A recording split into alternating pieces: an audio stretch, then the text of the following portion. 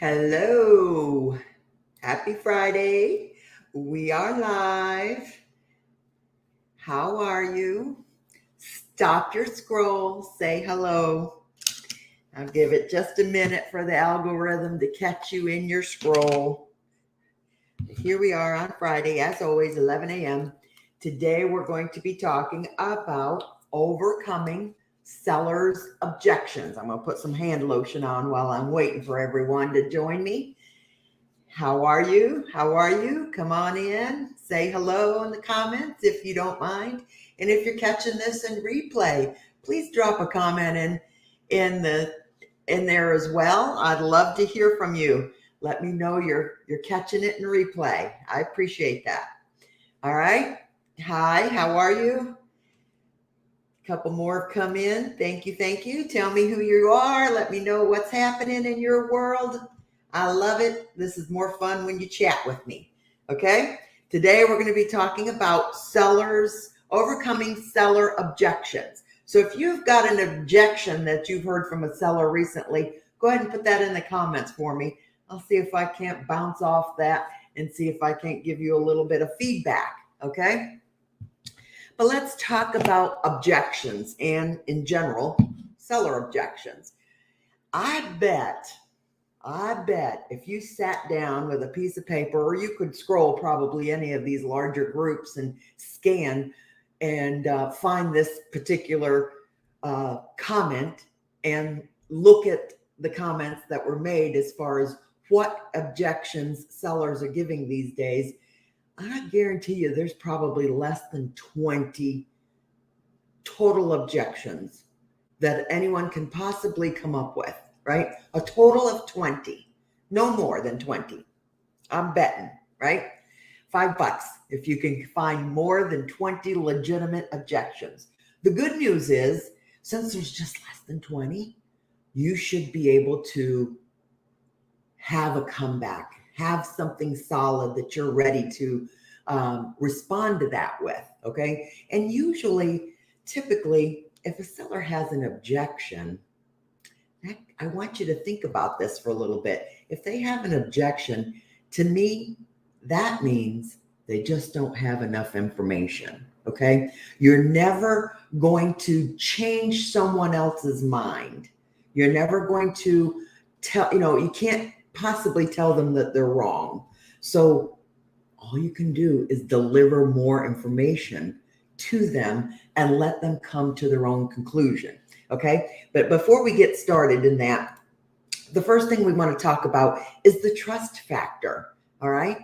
The know, like, and trust factor. We've heard that 100 times, haven't we? We know what we're talking about when someone says know, like, and trust factor. Well, let's talk about the trust factor. All right. That is absolutely a vital part of the equation, isn't it? That seller must trust you with their biggest asset in their lives to get that sold, get that marketed. And they're only going to do that when they trust you. Okay. So that's the first thing you kind of have to analyze in the situation. Now, like I said in our workshop the other day, I don't have a trust factor issue. My pipeline is so well nurtured that I am the trust factor to them. I've checked that off the list, but occasionally I do have to step into a cold listing appointment, right? And so when I do that, that's the first thing that I establish is a trust factor. Okay. I find something that is in common with them, and I will find out what their fears are, what their obstacles are, right? That's the first thing I key in on, is what their obstacles are in pulling this transaction together. Okay. That's where you want to focus on. It isn't the marketing you're going to do necessarily. It isn't all the bells and whistles that you add to the mix.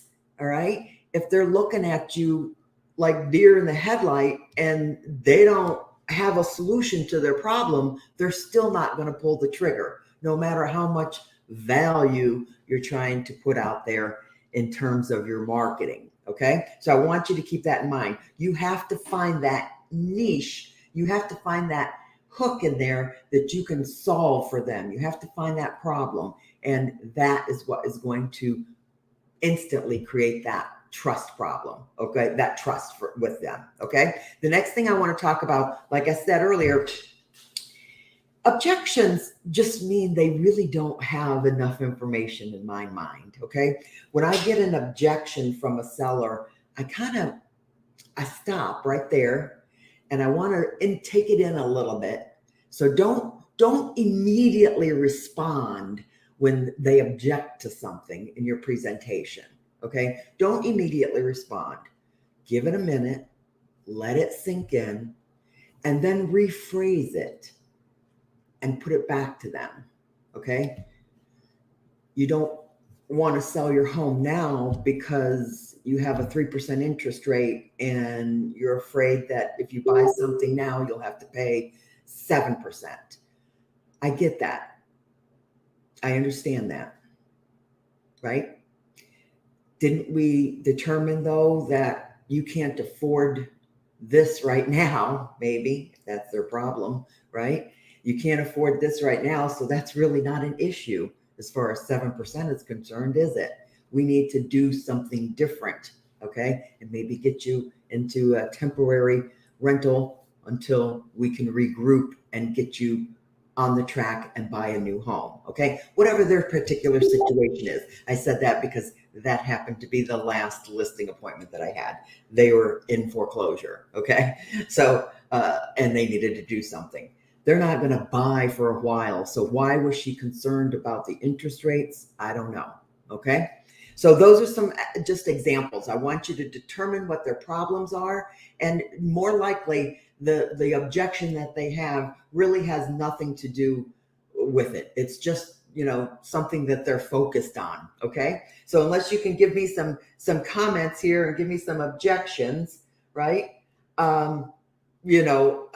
I'm telling you, there's only about 15, 16, 18, maybe objections that you can possibly come up with, but honestly, my listings are, like I say, by the time you get a system set up that you are nurturing your entire pipeline all the way down, 90% of your listing appointments are just going to be walk in, they're come list me calls. There's no competition. You walk in and you list, and that the trust factor is already there. Okay. And then we're just, solving the problem, right? We're solving the problem.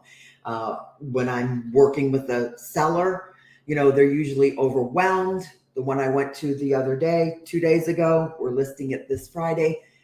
Today and tomorrow we're getting it listed, but she is overwhelmed. She needs to have a sale and purge, so I resolved that problem for her. I've got a team of people that I put in there and can do all of that. Okay. And she looked at me and says, how much is that going to cost? That's my expense. Okay. That was a relief. That was a relief. So, these are the things that I do to resolve sellers' problems. I can take care of all of those issues up front, and I can take it out of the commission.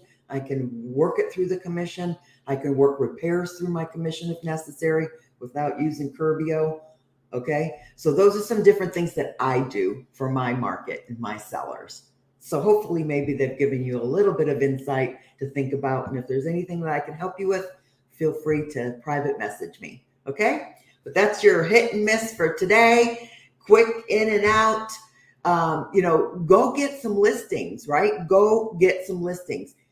Like I say, I don't chase listings, but I have in the past, and I've primarily done it to show my agents that it can be done.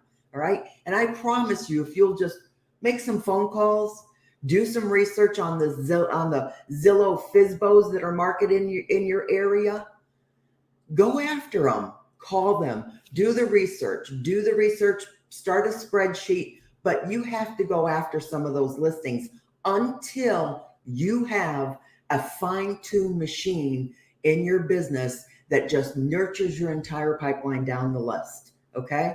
So it's been a lot of years, honestly, since I've had to shake the trees and actually go chase business. I just don't need to do that anymore. Okay.